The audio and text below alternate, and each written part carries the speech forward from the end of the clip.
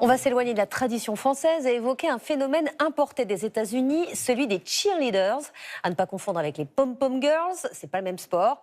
On compte 109 clubs en France. Celui de Sannois, dans le Val d'Oise, vient de se qualifier pour les championnats du monde à Orlando, en Floride. Pierre-Yves Salic et Loïc Ouex. Avant, on les appelait pom-pom girls, ambianceuses sur le bord des terrains de sport. En fait, aujourd'hui, ce sont elles, les vedettes du spectacle. Femmes et hommes ensemble, une équipe d'athlètes bondissants, le cheerleading américain a conquis la planète.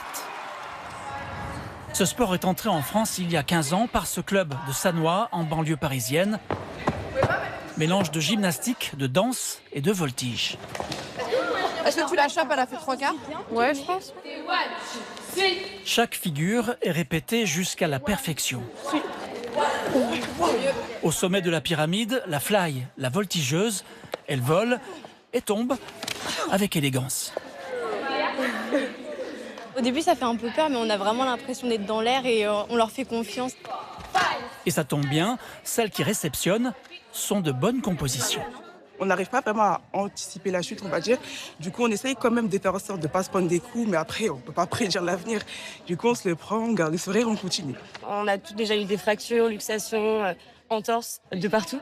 On a fait une pyramide, donc c'est les éléments où les flyers qui sont en l'air, elles se tiennent entre elles.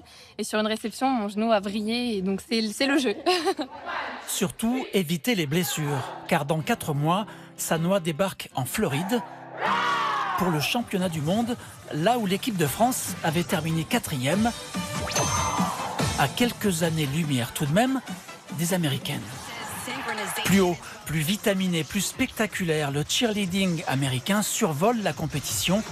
Là-bas, on le pratique dès l'école primaire et l'on devient presque professionnel ensuite, pas de demi-mesure. C'est leur porte d'entrée à l'université, c'est d'être performante dans une discipline sportive et d'avoir un billet d'entrée à l'université en payant le moindre coût. Donc il faut être excellente en cheerleading.